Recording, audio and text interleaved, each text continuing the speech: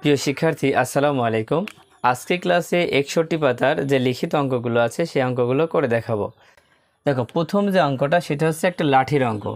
এই লাঠির অঙ্কটা খুবই গুরুত্বপূর্ণ, কারণ পরীক্ষায় প্রায়ই অঙ্কটা আসে। দেখো, একটি লাঠির 1/6 অংশ মাটিতে, 1/2 অংশ পানিতে এবং অবশিষ্ট অংশ পানির উপরে আছে। পানির উপরের অংশের দৈর্ঘ্য 2 মিটার। লাঠির কত মিটার পানিতে আছে? দেখো, একটা লাঠির 1/6 অংশ মাটিতে আছে আর 1/2 অংশ পানিতে আছে এবং অবশিষ্ট অংশ পানির উপরে আছে। এখন এখানে একটা মান দেওয়া আছে যে পানির উপরের অংশের দৈর্ঘ্য 2 মিটার, মানে পানির উপরে যেটা আছে তার দৈর্ঘ্য আছে 2 মিটার।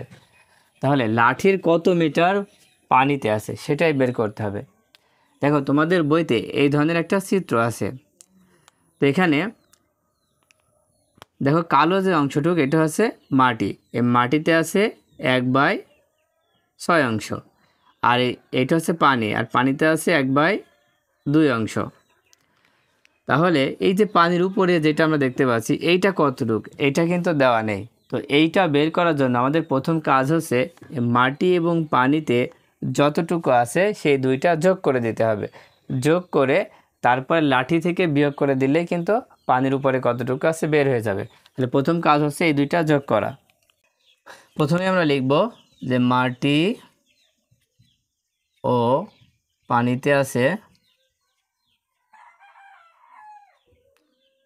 1/6 যোগ 1/2, এখানে অংশ লিখে দিব। এখন দেখো, 1/6 এবং 1/2 এই দুইটা হচ্ছে ভগ্নাংশ সংখ্যা, আর ভগ্নাংশ সংখ্যা থাকলে যদি যোগ চিহ্ন থাকে মাঝখানে তাহলে কি করতে হয়? লসাগু করতে হয়। এখন 6 আর 2 এর লসাগু কত হবে? দেখো, 6 আর 2 এর লসাগু করতে হবে এইভাবে। এবং 6 আর 2 দুইটাই তো জোড় সংখ্যা, আর জোড় সংখ্যা থাকলে 2 দিয়ে ভাগ করা যায়। 2 দিয়ে 6কে ভাগ করো, 3 দুখানি 6। 2 দিয়ে 2কে ভাগ করলে 2 অক্ষে 2। দেখো, আর হয় না। এবার গুণ করে দাও, 2 আর 3 গুণ করে দাও। 2 আর 3 গুণ করলে কত হয়? 3 দুখানি 6। তাহলে 6 হচ্ছে লসাগু। তাই আমরা সমান চিহ্ন দিয়ে একটা দাগ দিয়ে নিচে 6 লিখব। এবার খেয়াল করো, প্রথমটার হর কত? 6। এই 6 দিয়ে 6কে ভাগ করো। 6 দিয়ে 6কে ভাগ করলে কত হয়? 6 অক্ষে 6। সেই 1 এই 1-এর সাথে গুণ হবে, 1 অক্ষে 1। এবার যোগ। এবার দেখো, এখানে 2 আছে, 2 দিয়ে 6কে ভাগ করো। 2 দিয়ে 6কে ভাগ করলে 3 দুখানি 6। সেই 3 এই 1-এর সাথে গুণ করো, তাহলে 3 অক্ষে 3। এবার যোগ করে দাও, 3 আর 1 যোগ করলে 4, আর নিচে হচ্ছে 6। 4 এবং 6কে আমরা কি কোনো সংখ্যা দিয়ে ভাগ করতে পারি? হ্যাঁ, অবশ্যই ভাগ করতে পারি। কয় দিয়ে? 2 দিয়ে। 2 দিয়ে ভাগ করে দাও। 2 দিয়ে 4কে ভাগ করো, 2 দুখানি 4, আর 2 দিয়ে 6কে ভাগ করো, 3 দুখানি 6। তাহলে কত থাকছে? উপরে থাকছে 2 আর নিচে থাকছে 3। তাহলে মাটি এবং পানিতে মোট আছে কত? 2/3 অংশ। তাহলে 3 ভাগে 2 ভাগে আছে মাটি এবং পানিতে, আর 1 ভাগ আছে পানির উপরে। তাহলে সেটা কতটুক? এটা আমরা কিভাবে বের করব? দেখো, এখন পানির উপরে কতটুকু আছে সেটা বের করার জন্য এই লাঠি থেকে এই 2/3 বিয়োগ করে দেব। তাই লিখব পানির উপরে আছে, লাঠি যেহেতু একটা তাই 1 থেকে এই 2/3 বিয়োগ করে দেব। এখন দেখো, এটা হচ্ছে 1 আর এখানে আছে 2/3। তাহলে 2/3 একটা ভগ্নাংশ সংখ্যা, আর মাঝখানে বিয়োগ আছে, তার মানে এখানে লসাগু হবে। তো এই লসাগুটা একটু আলাদা। কিভাবে? দেখো, খুব সহজে বোঝানোর চেষ্টা করছি। একটা দাগ দাও। দেখো, যেহেতু 1-এর নিচে আমরা কিছু দেখতে পাচ্ছি না, তাই লসাগু হবে এই নিচে যে 3 আছে এই 3। এখন এই 1 যেহেতু একলা, সেই জন্য এই 1 আর এই 3 গুণ হয়ে যাবে, তাহলে 3 অক্ষে 3। এবার বিয়োগ। এবার দেখো, এখানে 3 আছে, এখানে তো 3, তাহলে 3 3 মিলে যাচ্ছে। যখনই 3 3 মিলে যাবে উপরে যা থাকবে তাই লিখে দিতে হবে। এবার বিয়োগ করে দাও। তো 3 থেকে 2 বিয়োগ করলে 1 হবে, আর নিচে হচ্ছে 3। তার মানে পানির উপরে আছে 1/3 অংশ।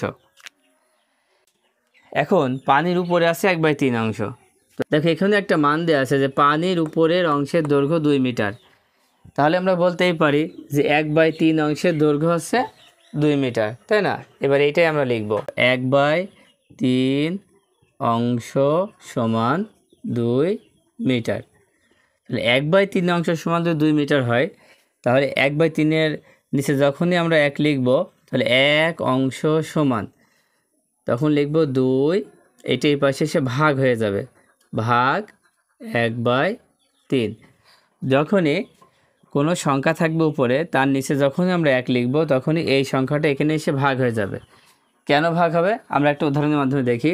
যদি লিখি যে 5টি কলমের দাম 25 টাকা, তাহলে একটি কলমের দাম কত? তোমরা অবশ্যই বলবা হচ্ছে 5 টাকা। তাহলে কি করতে হয়? ভাগ করতে হয়।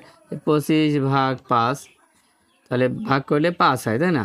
ঠিক এখানে এইভাবেই যখনই 5 ছিল এখানে, তার নিচে যখনই 1 লিখলাম, এই 5টা এখানে যে ভাগ হয়েছে, ঠিক সেইভাবেই এখানে আমরা যখন 1 লিখব, তখন এই সংখ্যাটা এখানে এসে কী হয়ে যাবে? ভাগ হয়ে যাবে। দেখো, এখন ভাগ থাকলে আমরা কি করি? ভাগ থাকলে ভাগকে গুণ চিহ্ন করলে এটা উল্টাই দিই, উপরে যাবে 3, নিচে আসবে 1।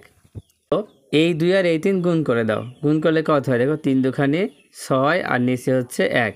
এবার 1 দিয়ে 6কে ভাগ করো, 1 দিয়ে 6কে ভাগ করলে 6 মিটার। তাহলে 1 অংশ মানে এই বাসটার সম্পূর্ণ অংশের দৈর্ঘ্য হচ্ছে 6 মিটার। আচ্ছা, আমাদের উত্তর কিন্তু এখনও শেষ হয়নি। এখন এখানে বলছে দেখো লাঠির কত মিটার পানিতে আছে, তার মানে লাঠিটার কত মিটার আছে পানিতে আছে সেটা বের করতে হবে। তাই লিখব পানিতে আছে